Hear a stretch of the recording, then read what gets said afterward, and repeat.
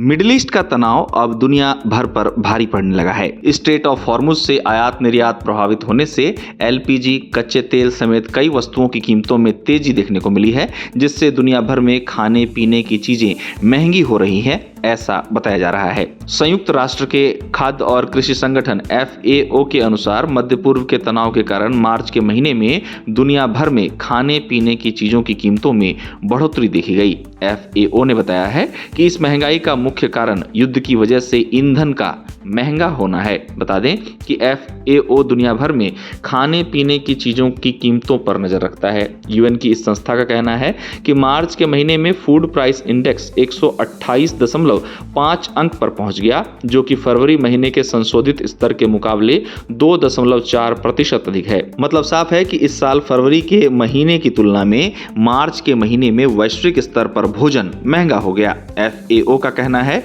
कि मध्य पूर्व में युद्ध के शुरू होने के बाद से खाने पीने की चीजों में बढ़ोतरी का मुख्य कारण तेल की कीमतों में आया उछाल है। हालांकि UN की संस्था का कहना है कि अभी दुनिया भर में अनाज का पर्याप्त भंडार है, जिससे राहत है और इसी ने खाने पीने की चीजों में बेतहाशा बढ़ोतरी को रोक रखा है। अब मिडिल ईस्ट के हालात की बात की जाए तो इसको लेकर चर्चाओं का दौर जारी है। मिडिल ईस्ट का तनाव दुनिया भर पर भारी पड़ता हुआ दिखाई दे रहा है। विशेषज्ञों ने कहा है कि अगर युद्ध लंबा खिंचता है और खेत की लागत वर्तमान की तरह बरकरार रहती है तो किसानों को अपने खेती के तरीके में बदलाव करना पड़ सकता है। कहा जा रहा है कि अगर ऐसा होता है तो किसान दूसरी फसल की तरफ भी जा सकते हैं और इससे विभिन्न प्रकार के फसलों की पैदावार में गिरावट भी देखने को मिल सकती है। गौरतलब है कि अगर ऐसा होता है तो इसका असर इस साल और अगले साल के लिए दुनिया भर में राशन की सप्लाई और उसकी कीमतों पर पड़ सकता है। जाहिर सी बात है कि मिडिल ईस्ट के कई देशों से दुनिया भर के देशों में LPG और कच्चे तेल का निर्यात होता है। अब युद्ध के कारण इन चीजों के निर्यात में बाधा आ रही है, जिससे कई देशों में पेट्रोल,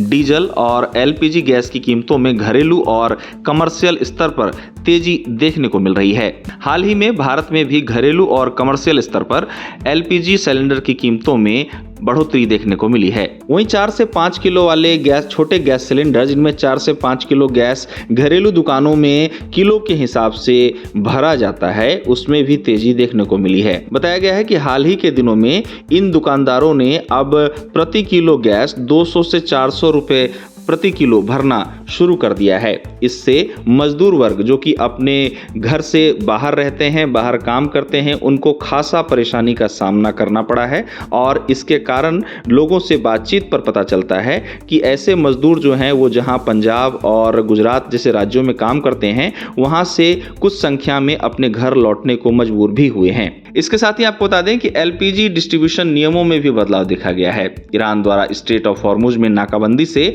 वैश्विक व्यापार प्रभावित हुआ है। हालांकि ईरान इजराइल तनाव के बीच मार्च 2026 के अंत और अप्रैल की शुरुआत में ईरान के रास्ते कई LPG टैंकर भारत पहुंचे हैं। रिपोर्ट के अनुसार 40,000 से 42,000 मीट्रिक टन से अधिक क्षमता वाले कई जहाज जैसे Shivalik, green Sanvi strait of Hormuz से सुरक्षित गुजरात और मुंबई बंदरगाह पर पहुंचे हैं, जबकि 17 से अधिक अन्य जहाज के भारत पहुंचने के लिए कतार में रहने की खबर रिपोर्ट के हवाले से सामने आई है। सरकार ने हाल ही में पेट्रोल और डीजल को लेकर ऐलान किया कि देश में ईंधन की कमी नहीं है। पेट्रोलियम मंत्रालय ने कहा कि देश में ईंधन की कोई कमी नहीं है और सभी 1 लाख से अधिक रिटेल आउटलेट सुचारू रूप से चल रहे हैं। इसी बीच अब संयुक्त राष्ट्र के खाद्य और कृषि संगठन FAO के अनुसार मध्य पूर्व के तनाव के कारण मार्च के महीने में दुनिया भर में खाने पीने की चीजों की कीमतों में बढ़ोतरी देखी गई है।